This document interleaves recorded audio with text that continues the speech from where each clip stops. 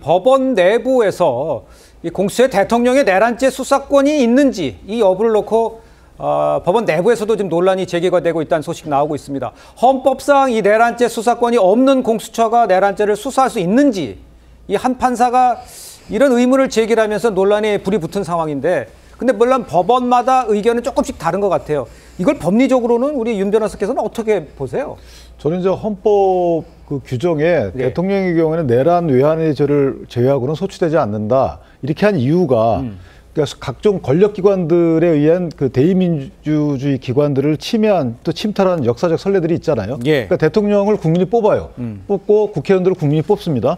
그럼 이 대통령과 국회의원들이 수사기관 등 이 직업공무원을 통제하고 지휘하고 하는 것이 우리 통치 시스템이에요. 근데 수사기관들이 수사권을 이용해서 국민이 뽑은 대통령을 잡아 가두거나 국회의원들을 잡아 가두면 안 되기 때문에 불체포특권, 부수특권을 넣는 거거든요.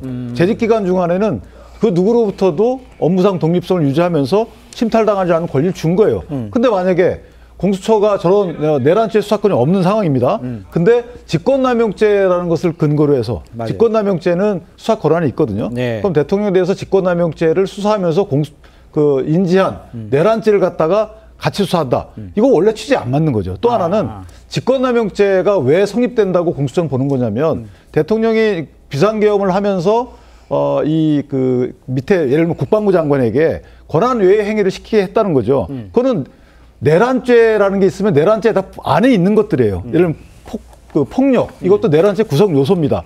이것만 하나 떼어놔서 처벌할 수 하지는 않아요. 그런데 저걸 별도로 인지해가지고 한다? 앞뒤가 안 맞는 거고요. 그렇게 따지면요.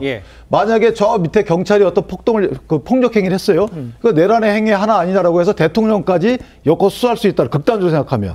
그러니까 이게 원래 헌법에 대통령의 업무 보장을 위해서 또 권력기관으로부터 독립을 위해서 또 지켜주기 위해서 이런 헌법조항을 넣은 거를 침탈하는 꼴이 되는 거죠. 그러니까 저렇게 하면 안 되는 것이고 원래 수사 권한이 있는 경찰에서 해야 되는 게 맞는 거고요. 그다음에 이번에 공수처가 수사 진행하면서 보시면 경찰로부터 500명을 영장 집행 과정에서 파견받아요. 아니 세상에 수사기관 공수처가 원래 완티업으로 간다 하더라도 검사 25명에 그다음에 수사관 40명, 65명이거든요. 근데 어떻게 경찰을 500명을 파견을 받습니까? 있을 수 없는 거잖아요. 그럼 본인들 스스로 영장 집행도 못 하는 거고, 그다음에 대통령 신문할 때 경찰로부터 신문상을 전달받았다는 거잖아요. 일정 부분은. 그러면 이걸 공수처가 과연 독자적인 수사기관인지에 대해서 또 독자적인 수사 능력이 있는지에 대해서 국민들은 의심할 수밖에 없는 거죠. 그러면서까지 왜 가장 뒤처진 수사 진행 정도를 보이면서 검찰과 경찰에다가 이 사건을 이첩하라고 했을까? 그 이후에 이런 우여곡절이 벌어진 거 아니겠습니까?